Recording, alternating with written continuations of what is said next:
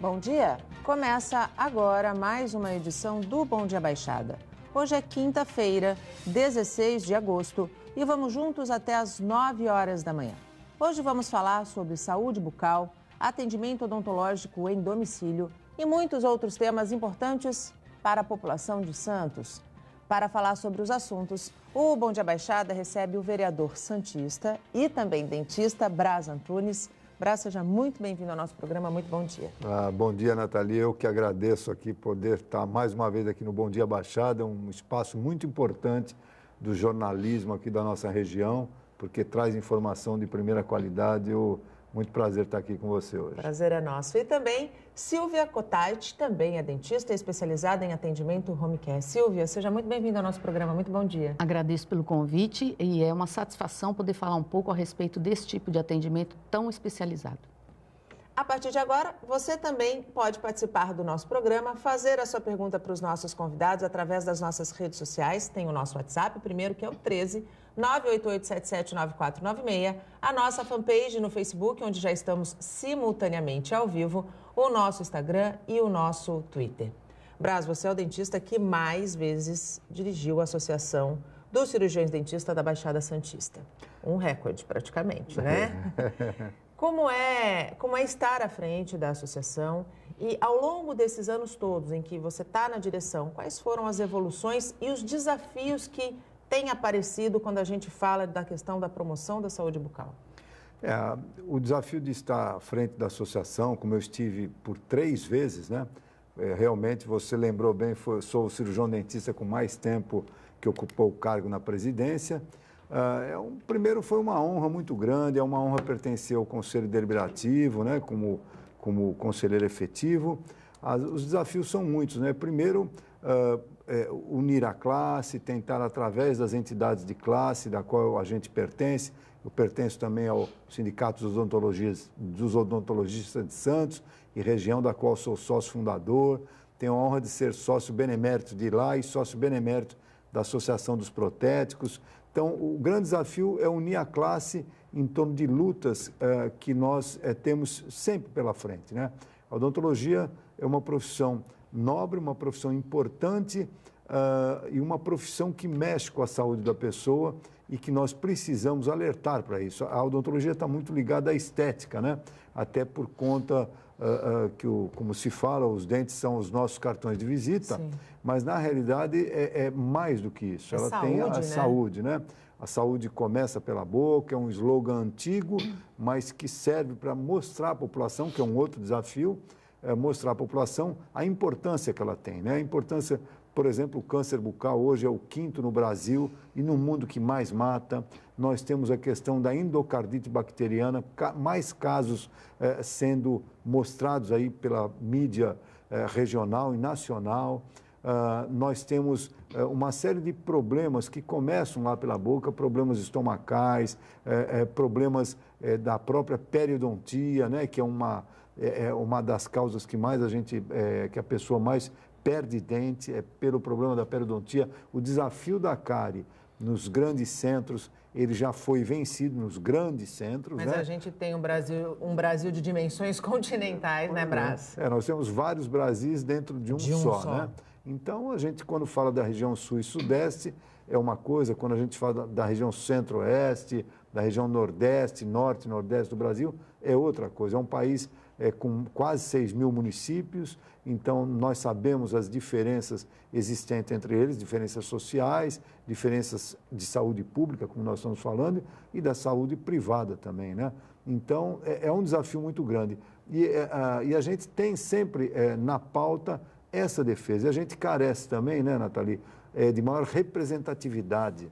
Como aumentar essa representatividade da classe, Braz? Eu acho que é justamente essa união que nós precisamos ter e entender que quem conhece desse assunto é justamente o cirurgião dentista, o próprio protético, as auxiliares de saúde bucal, técnicas de saúde bucal, né? E nós temos frente aí uma eleição cuja campanha começa hoje, né? Nós temos um grande representante prestes a dar um passo importante. Nós não temos, por exemplo, na Assembleia Legislativa do Estado de São Paulo, há mais de 30 anos, um cirurgião dentista. E hoje nós temos aí o Cláudio Miak, uma pessoa com um potencial muito grande para chegar lá, porque tem muito conhecimento dos problemas da classe e dos problemas da população. Porque quando a gente fala de problemas de classe e tal, a gente parece um movimento corporativista. Mas é através desse movimento corporativista que a gente consegue fazer um raio-x do que precisa a comunidade e a população de uma maneira geral, né? Exatamente, é muito difícil. A Silvia, aproveito para cumprimentá-la aqui também, uma brilhante cirurgiã dentista aqui da nossa cidade. A gente sabe que para você mostrar e para você alcançar, toda hora nós temos um golpe na odontologia, contra a odontologia, mas na realidade não é contra a odontologia, é contra a população. Então, cabe a nós, cirurgiões dentistas, ou os atores da odontologia, mostrarmos qual a importância da nossa profissão para a população, ou seja, para a ponta, né? Então, com mais postos de saúde para quem precisa recorrer à saúde pública, com mais incentivo para a odontologia privada, que mais pessoas tenham acesso a esse universo, né? Então, isso é uma luta constante, viu, Natália? Eu, como representante de classe, hoje sou diretor do Conselho Regional de Odontologia do Estado de São Paulo, para a região de Santos e para a região de Registro. Entendo e sei que é uma luta constante. A gente vê lá o Cláudio Miak, presidente licenciado do CRO, já esteve aqui no seu programa. Sim, por duas vezes, né? Você percebeu nele a grande vontade que ele tem e o grande conhecimento que ele tem do Estado de São Paulo, Sim. né? São 645 municípios que estão lutando para que nós tenhamos maior representatividade. E não é só também na Assembleia Legislativa, nós precisamos também na Câmara Federal, onde passa a maioria das leis que nós precisamos para o nosso país, passam pelo Senado, pelo Congresso Nacional, Senado e Câmara Federal. Então, e a Assembleia Legislativa, aqui muito próxima, nós precisamos ter representantes. Depois de mais de 35 anos, então, quando você pergunta dessa luta, desse desafio, a gente, às vezes, ocupa um cargo que nós podemos difundir, divulgar a nossa profissão, mostrar a importância dela para a população, a prevenção, sobretudo, né? A gente fica muito contente em poder contribuir. Eu tenho muita honra de ter sido presidente da entidade e o que mais tempo ficou. É muito bacana. Silvia, a gente está falando de representatividade, a gente vive um momento muito especial para as mulheres. Graças a Deus. Em nível nacional, né? Sim. A gente vê as eleições majoritárias com muitas vices nas chapas, a gente vê o empoderamento feminino tomando uma proporção saudável, que eu acho que esse é o mais importante.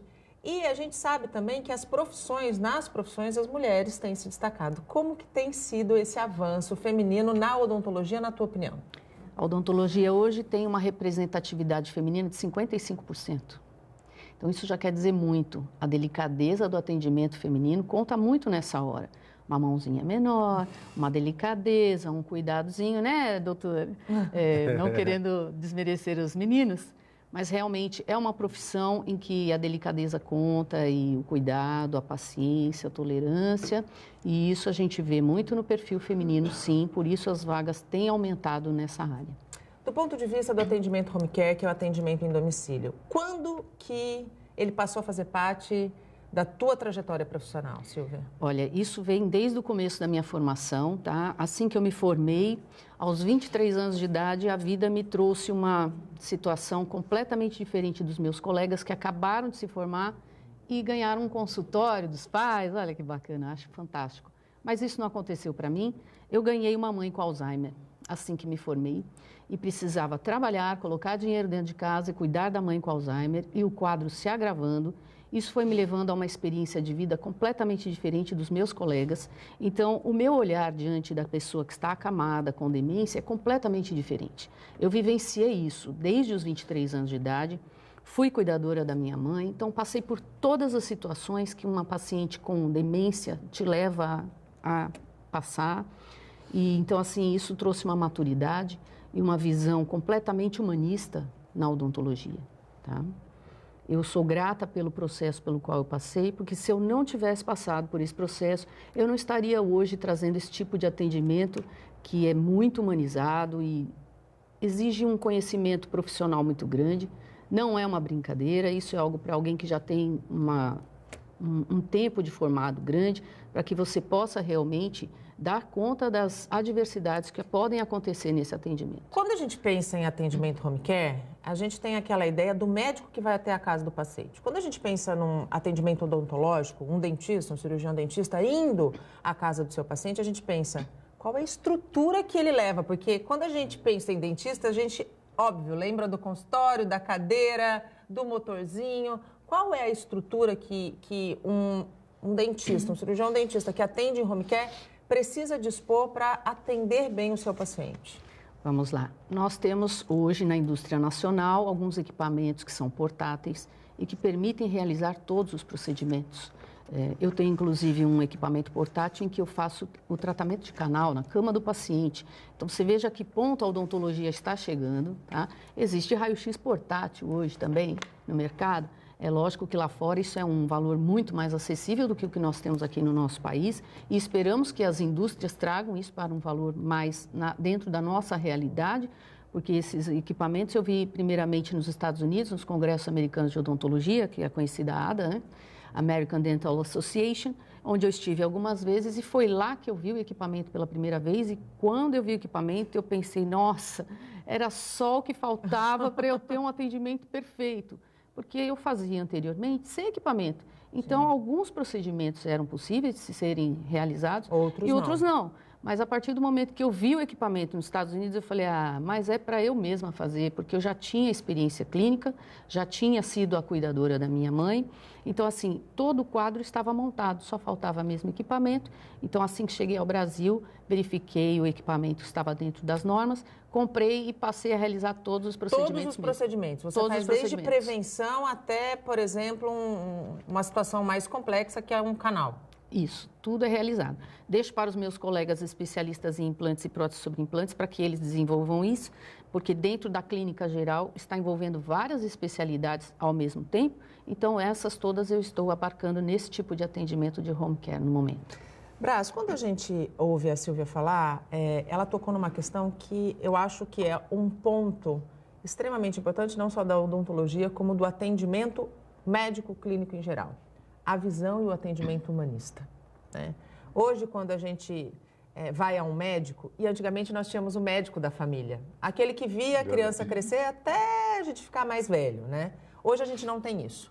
Em virtude, muitas vezes, da necessidade de você abandonar um convênio médico e migrar para o SUS, em virtude de você ter uma pressa, aquele médico já não existe mais, o médico que substituiu não tem aquele perfil.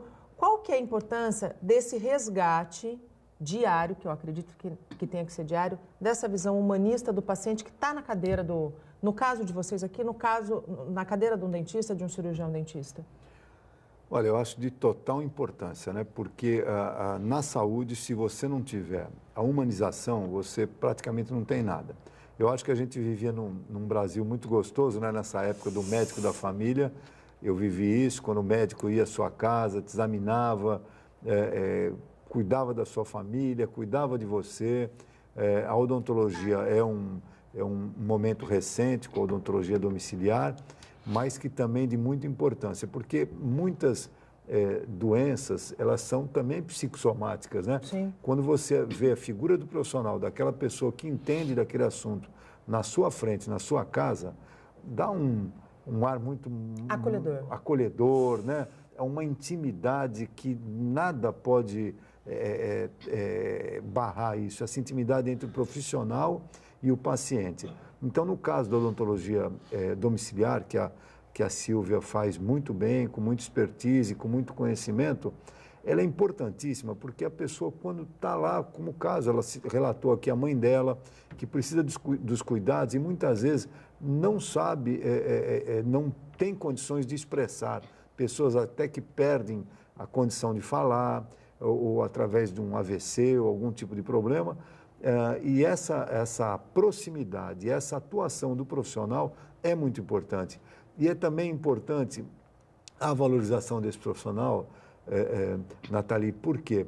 Porque o profissional, o cirurgião dentista, para atuar num domicílio, numa residência, ele atua em condições adversas. Claro. Quer dizer, certamente, você é uma profissional que recebe aqui muitos profissionais da área de saúde, e sabe que, por exemplo, o cirurgião dentista tem muito problema já no seu ambiente de trabalho, né, com lesões de esforços repetitivos, com problemas de coluna cervical. Então, você nota que, no caso da odontologia domiciliar, tudo isso é ampliado, potencializado. Que ela leva o consultório para dentro da casa do paciente, muitas Exatamente, vezes, né? E a pessoa, às vezes, tem que lembrar que o cirurgião dentista, no caso da Silvia, que faz o atendimento domiciliar, trabalha numa área muito restrita, na boca, que é um diâmetro muito pequeno, quando a pessoa não está em condições nem de obedecer um comando, de atender um comando que você precisa, às vezes até do auxiliar para te ajudar, né? Então, essa humanização por exemplo, nós estamos vivendo o retorno às origens, né? O SUS, o primeiro preceito dele, que em relação à saúde pública, é a humanização da saúde, né? É um médico. Então, por isso, voltando agora para a área geral, por isso a policlínica é a porta de entrada no sistema público de saúde, onde a pessoa pode ser atendida normalmente pelo mesmo médico, consultas preventivas, para que não chegue no atendimento de média ou alta complexidade. Que é o mais caro em todos os sentidos. Em todos os sentidos, não só o financeiro, como mais caro para a saúde da pessoa, realmente. E eu, aproveitando a deixa aqui do tema que nós estamos discutindo, odontologia domiciliar, na rede pública de Santos tem um atendimento, mas ele é um atendimento, a doutora Ângela Carregan lá, que inclusive formada tímido, comigo. Né? Mas ainda é muito tímido, o equipamento tem lá mais de 10, 15 anos, é um equipamento muito pesado. Você agora estava falando das mulheres, né? E quase 60% hoje são mulheres. Então, você imagina ainda mais um equipamento muito pesado. Eu fiz uma emenda parlamentar no ano passado, para ser executado esse ano, está sendo comprado um equipamento de última geração, baseado em pedidos, Nathalie e Silvia, de pessoas cadeirantes, de pessoas que têm difícil acesso de locomoção, pessoas que passam a maior parte do tempo nas suas residências.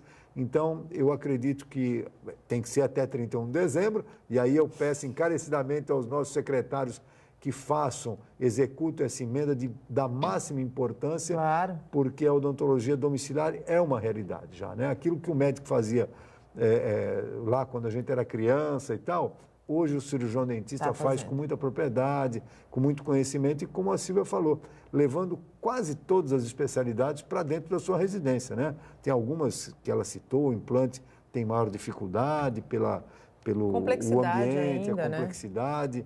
E outros, mas você pode sim dar uma qualidade de vida para a pessoa. Especialmente quando a gente fala de prevenção, né? Que eu acho que a gente vai falar no próximo bloco a respeito do perfil dos pacientes, mas certamente essa atuação ela tem como foco a prevenção de doenças que podem ser mais graves e que podem comprometer ainda mais o quadro daquele paciente. Pode se agravar muito. Hoje em dia já é bastante divulgado nas mídias, tanto TV quanto mídias sociais, os dados, e isso é muito impactante porque as pessoas, ao tomarem ciência de que há possibilidade de se levar a óbito, elas se assustam e começam a ir atrás de informações e tratamentos para evitar essa situação. O Bom Dia Baixada vai para um rápido intervalo, a gente volta em menos de 3 minutos, não saia daí, até já. O Bom Dia Baixada está de volta e depois do caso Bacará, a segurança nas casas noturnas de Santos virou tema de audiência pública. O auditório da OAB estava lotado.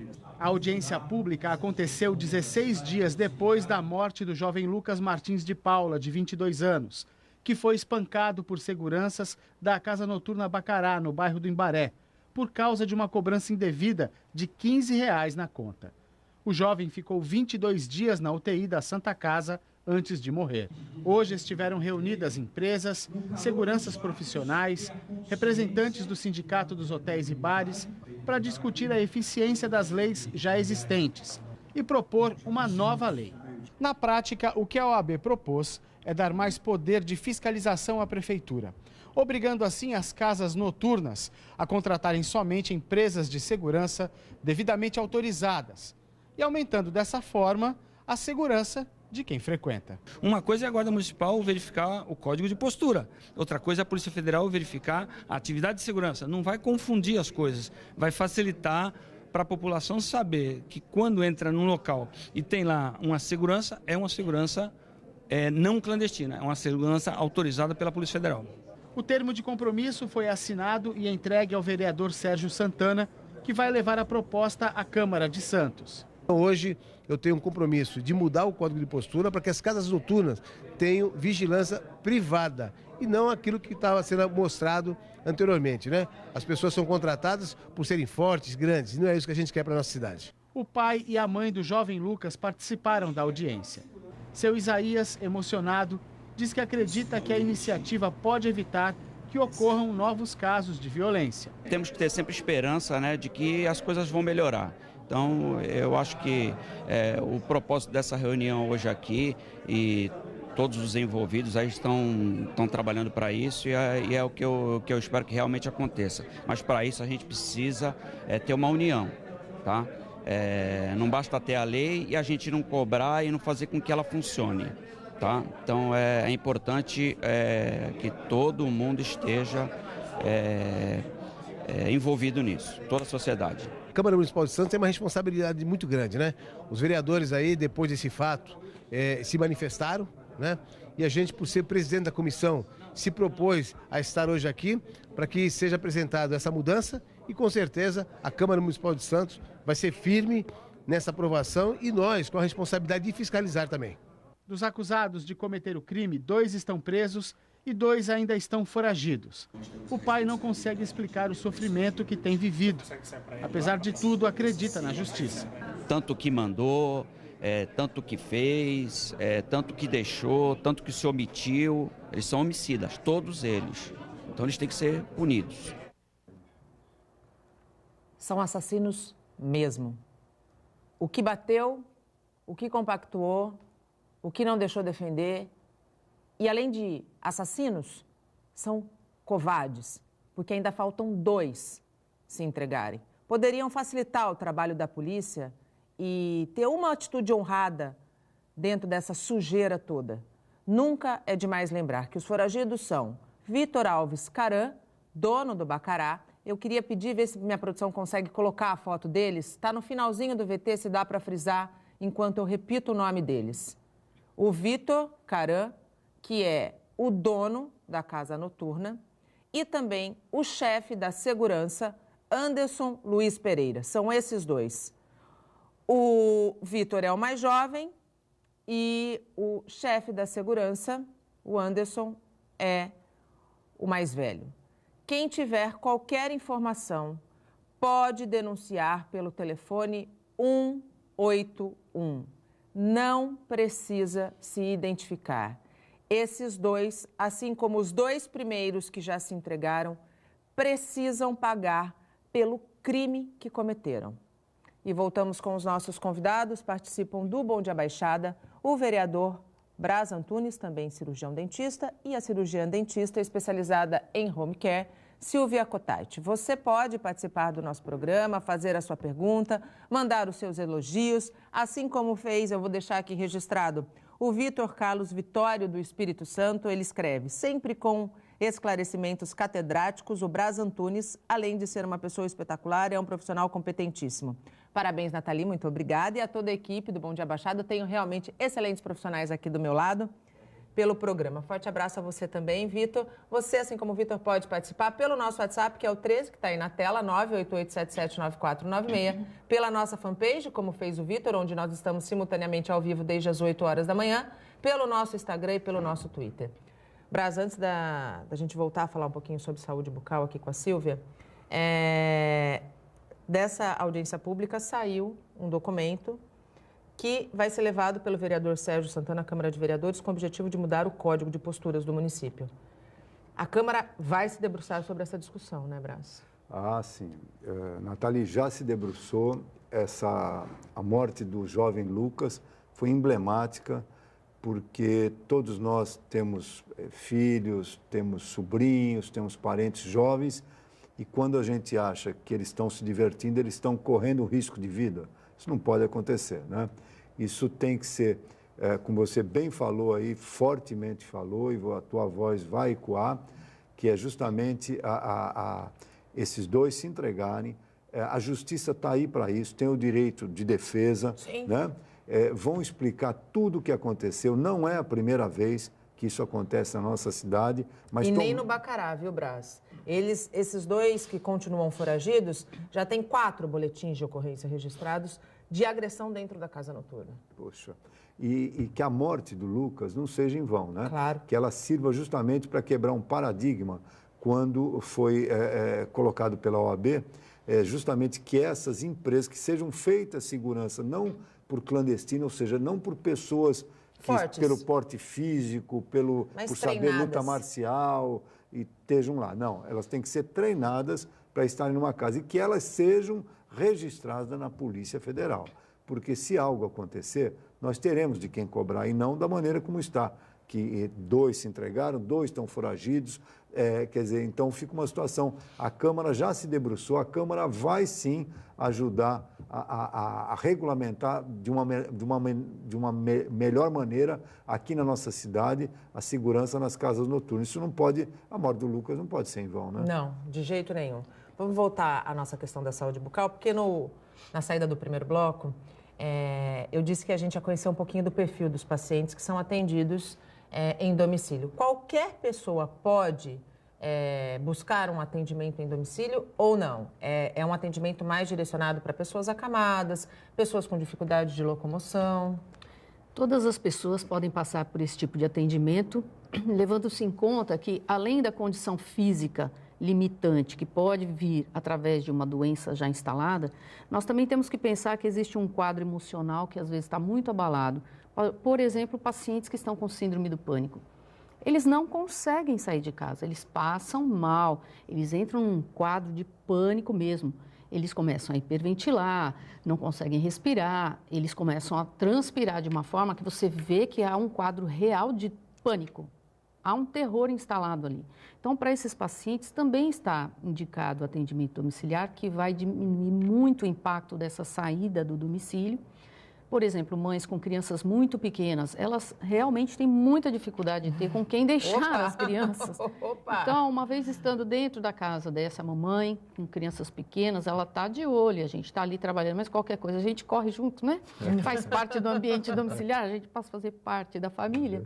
Pessoas que têm medo de ir ao consultório do dentista, que tem aquele trauma da cadeira do dentista, elas podem optar pelo home care até para tentar quebrar esse trauma e buscar uma qualidade de saúde bucal adequada?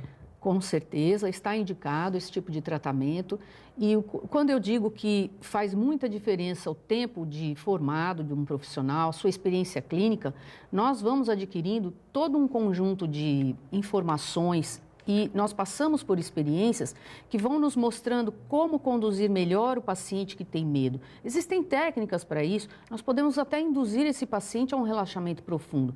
Basta que você tenha conhecimento das técnicas indicadas, adequadas e que faça o uso correto disso. Então, nós, ao estarmos junto de um paciente com um histórico psicológico traumático, existe uma forma de você vir trazendo ele ao seu padrão de normalidade e quem vai conduzir isso é o profissional, dentro da sua capacidade de conhecimento clínico e experiência clínica também. Isso faz toda a diferença. Brás, você bem disse que saúde começa pela boca e é verdade, a gente sabe que começa mesmo. As pessoas estão mais conscientes da necessidade da prevenção ou isso ainda é um grande desafio que precisa ser vencido?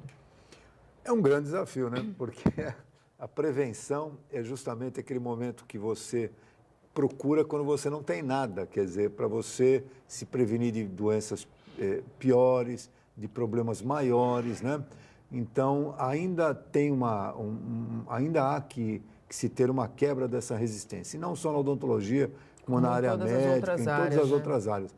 A prevenção é muito mais barata, a prevenção em todos os sentidos, como você acabou de falar, o sofrimento não existe, porque ela está prevenindo, né?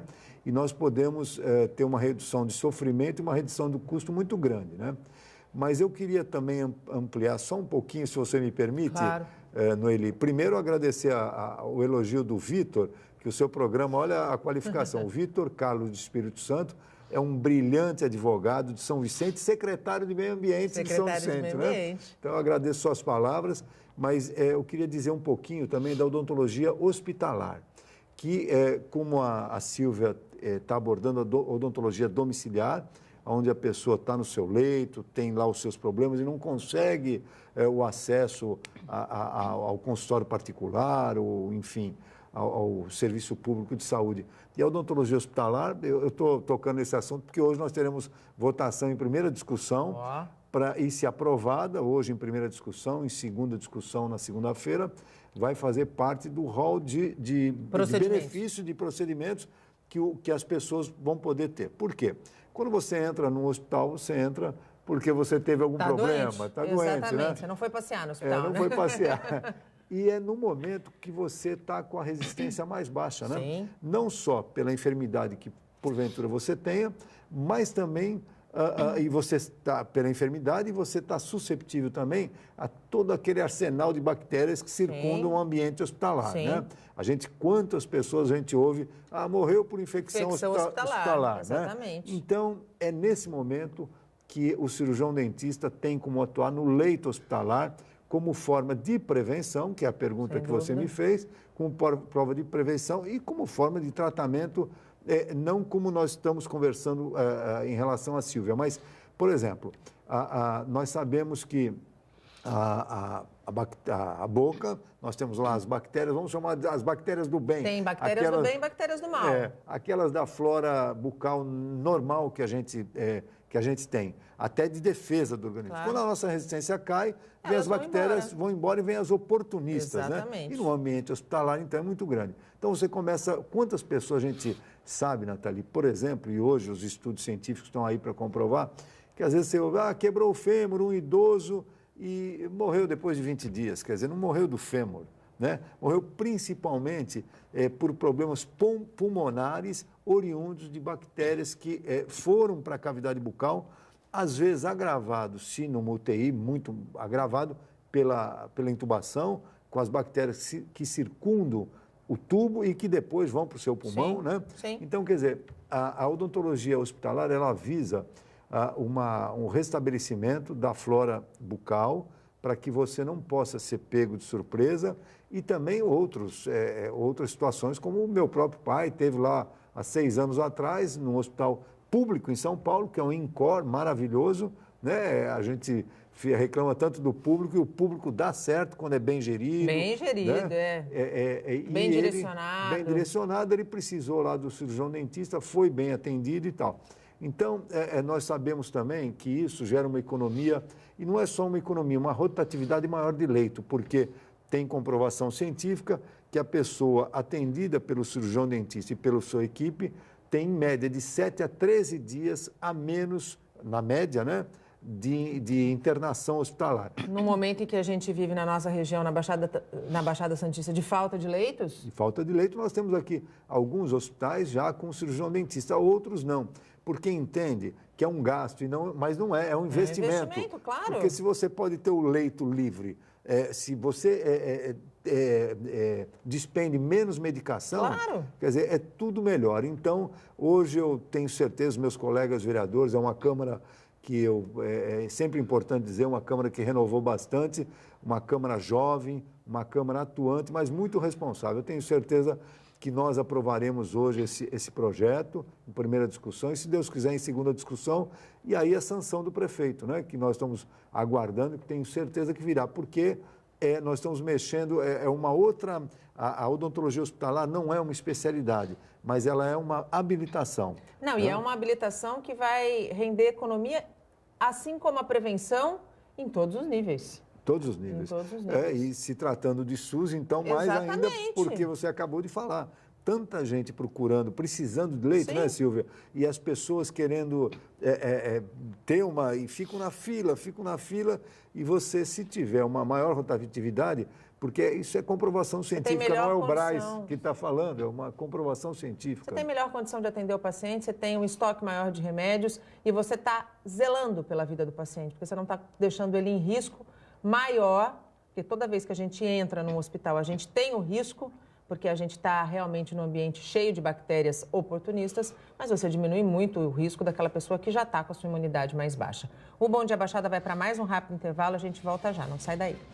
Estamos de volta e chegamos ao último bloco do nosso programa. Escolas particulares em Santos que não pagam imposto sobre serviço não devem mais oferecer bolsas de estudo a alunos de baixa renda. A medida, motivada por uma lei federal que entra em vigor em 15 dias, atinge 682 estudantes e 74 unidades de ensino. A administração municipal tratou do tema polêmico em entrevista coletiva. Na mesa, o secretário de Educação, o de Finanças, a procuradora do município e o representante do sindicato das escolas particulares. O objetivo era esclarecer uma situação indefinida. Isso porque a prefeitura não sabe quantificar quais escolas particulares na cidade têm isenção de ISS. Essas unidades de ensino não vão ter mais bolsas de estudo subsidiadas pela administração municipal a partir do ano que vem. Sem esse número, que deve aparecer depois de um estudo com conclusão estimada em 15 dias, é impossível prever quais e quantos dos 682 alunos deverão ter as bolsas mantidas em 2019. Certo mesmo é que esse número não vai aumentar. Mães de alunos tiveram acesso à coletiva e protestaram. Eu não sei quem vai dar notícia para o meu filho, porque eu não vou ser. Porque a minha filha era o sonho da vida dela. Ela passava na frente daquela escola e falava, eu quero estudar aqui. E eu fui atrás de um direito que a prefeitura ofereceu. E eu não tenho coragem de falar para ela. Ela não se vê em outra situação. Quando eu assinei o contrato em 2015, me dá a bolsa até o 9º ano.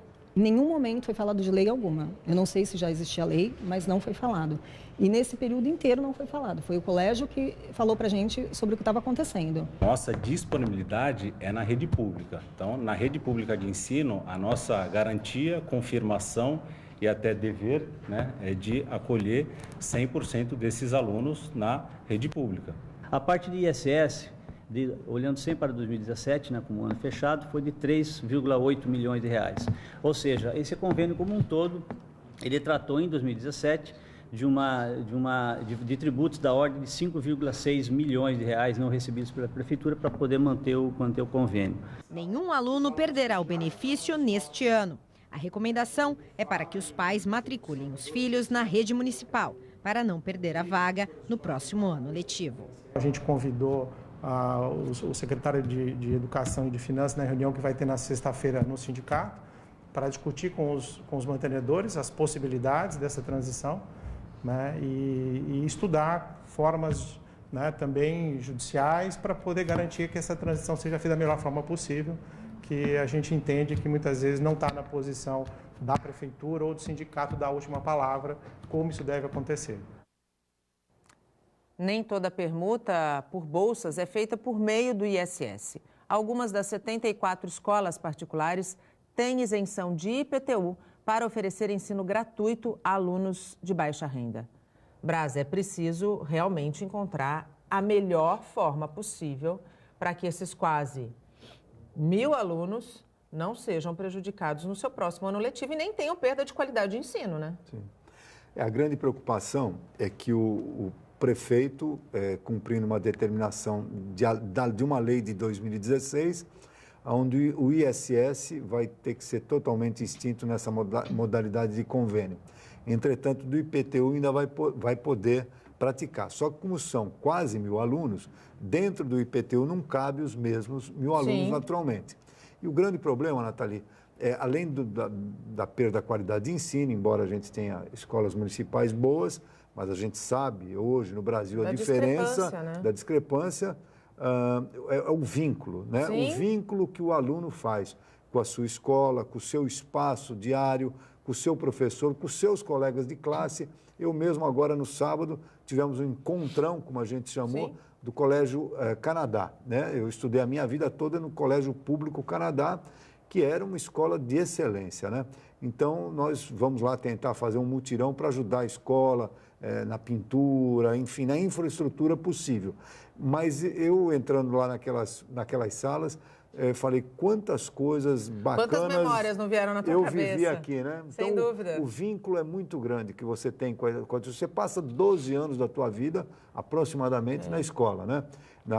No ensino médio, ensino fundamental e ensino médio. Então, é muito importante. Eu tenho certeza que o prefeito Paulo Alexandre, que é um homem que veio da educação, foi secretário da Educação, secretário adjunto e secretário por algum tempo da Educação do Estado de São Paulo, vai encontrar uma saída para que a gente possa manter essas crianças, que isso seja o menor impacto possível, conforme você falou. A Câmara está atenta a isso. Claro, nós teremos uma audiência pública agora no dia 21, para discutir esse assunto, que já está sendo discutido com as mantenedoras, através do Alexandre Vieira, que é o presidente das mantenedoras do Estado de São Paulo, também do sindicato, e com a própria prefeitura, o secretário Cacá Mota, que tem uma visão também humanística da situação, mas eu não sei ainda, não posso adiantar nada, mas a Câmara está muito atenta a esse problema também, porque a educação é fundamental para a gente. Sem dúvida. A gente sempre fala aqui, se a gente tiver e prezar por uma educação, a gente vai ter certamente um país muito melhor, até do ponto de vista de saúde bucal, Com não certeza. é mesmo? Nós temos que levar em conta o seguinte, nós estávamos comentando que na rede pública ocorre uma demanda maior de leitos. Nós podemos minimizar esse impacto se nós trabalharmos com uma prevenção, inclusive dentro das residências. Esses pacientes que estão acamados, nós temos que levar em conta que eles já estão num quadro debilitado, muitos anos já na cama, então ocorrem algumas doenças até oportunistas. Sim. E ao passo que se eu estiver presente, se os meus colegas estiverem presentes na residência e puderem fazer um atendimento adequado, bem direcionado, nós também estaremos impactando com relação a uma prevenção para minimizar a entrada desses pacientes na rede pública ou numa UTI, porque existem dados que nos mostram o seguinte, 25% dos pacientes que hoje estão em UTIs por uma sepse, que seria uma infecção generalizada, 25% destes pacientes são por entrada de problemas de infecção dentária. Meu Deus, um quarto desses pacientes. E dentro dos dados epidemiológicos do Instituto Latino-Americano de Sepse, 55% desses pacientes vão a óbito. Então, é algo muito sério e essa prevenção pode ser realizada e deve ser realizada com esses pacientes que já estão acamados, para que eles não venham a fazer parte desse tipo de situação em que eles acabam entrando no hospital com problemas generalizados e realmente um quadro muito preocupante. Quais são os cuidados que uma pessoa que busca um atendimento home care precisa ter na hora de ir atrás desse profissional? Principalmente levantar o histórico deste profissional. A indicação é primordial, porque uma vez que você já passou por um profissional e você pode indicá-lo para outras pessoas, você já sabe que esse tratamento será bem conduzido, bem orientado, finalizado de uma forma que o paciente tenha realmente qualidade de vida e uma saúde instalada.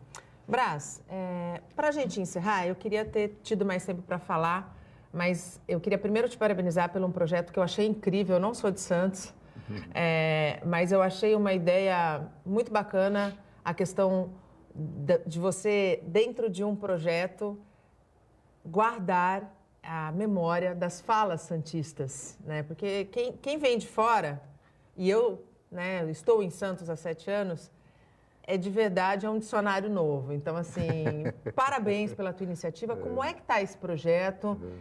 Qual é a expectativa dele estar de fato implantado e as pessoas que não são daqui tenham a oportunidade de conhecer um pouquinho mais da história dos caiçaras aqui de Santos? Esse é o projeto que virou lei, viu? Já é lei em Santos, através da Câmara Municipal de Santos. Todos os vereadores aprovaram por unanimidade o Museu de Falas e Palavras, santistas, né? Nós temos uma coisa que me incomodava muito quando eu era... todo povo tem que ter a sua identidade cultural, claro, né? Preservada. E me incomodava muito porque eu estudei uma parte da minha vida, o meu mestrado em odontologia foi lá na Metodista, em São Bernardo do Campo, onde o paulistano predomina. E o meu jeito de falar, não só pelas palavras, mas às vezes pelo sotaque, que não é muito carregado, eu acho, né? as pessoas brincavam, lá vem o carioca. Isso me incomodava, como carioca? Eu sou santista, não tenho nada a ver com carioca. Eu respeito o povo, tenho grandes amigos cariocas, mas sou de Santos, né? E aí essa coisa incomodava. Então, na realidade, nós fizemos um estudo de abrigar. E a gente, quando fala em museu, pensa até no Museu do Louvre. Difícil de fazer. Difícil de fazer. Não é isso, não. O prefeito aprovou, porque nós temos agora, no dia 17, uma reunião com as 4 secretarias que vão abrigar esse tema. A Fundação Arquivo e Memória de Santos, a Secretaria de Cultura, a Secretaria de Turismo e a Secretaria de Educação, né? De educação nas escolas e tal, que é para preservar. Então, tem palavras aqui, você que não é de Santos, você entrou aqui, fala, bom, onde você mora? No canal 3, no canal 4. Mas como? Dentro do canal, né? Olha, isso aqui custa 10 mango. 10 o quê? 10 mango, né? O cará, né? O tu tão característico. O tu é a cara do Santista. E a concordância totalmente errada, não é que nem o gaúcho fala corretamente. A gente sabe disso, mas é uma mistura do linguajar, os estudiosos aí dizem, da linguagem do português, né, com o sotaque, e a linguagem do cais, né, que é do portuário. Então, isso ficou muito nítido e isso deve ser preservado. Por exemplo, a Fundação Arquivo e Memória tem lá a memória oral de Santos, nós temos que preservar, mas nós também temos que mostrar, através da Secretaria de Turismo, os turistas, como é que a gente fala, o nosso jeito de ser. Olha, me vê 6 médias, a pessoa sempre disse, em São Paulo vem 6 copinhos de café, né? Quer dizer, como 6 médias, né? Café. Então, essas coisas todas são engraçadas, mas são próprias nossas. E que a gente a cultura, a gente é marcado, tem que preservar. Eu fiquei muito contente que a Câmara aprovou, o prefeito sancionou, temos uma reunião do Grupo Técnico de Trabalho e eu... Dentro em breve estaremos com o museu instalado. Com o museu instalado. Infelizmente, nosso tempo acabou, já estourei. Desculpa ao Master, desculpa ao pessoal aí do Twitter, mas é que o papo estava bom. Braz, muito obrigado pela tua participação aqui conosco. Seja sempre muito bem-vindo. Olha, eu que agradeço, Nathalie. Você é uma jornalista nota 10. Teu programa tem uma grande audiência. Eu sempre fico muito contente de estar aqui. Muito obrigada. Muito obrigado. Silvia, muito obrigado pela tua participação. Parabéns pelo teu trabalho. Eu agradeço. Um trabalho que, assim como todos os outros, exige não só dedicação, como muito amor ao próximo. Muito obrigada. Agradeço pelo convite. É muito profissional essa garota aqui. A gente fica aqui nos bastidores vendo como que é o andamento de um programa. Parabéns, viu? Parabéns por todo o programa. Obrigada. O Bom Dia Baixada fica por aqui. Você pode ficar bem informado sobre tudo o que acontece na região e no mundo acessando o Santa Portal. Eu volto amanhã, a partir das 8 horas da manhã. Tchau!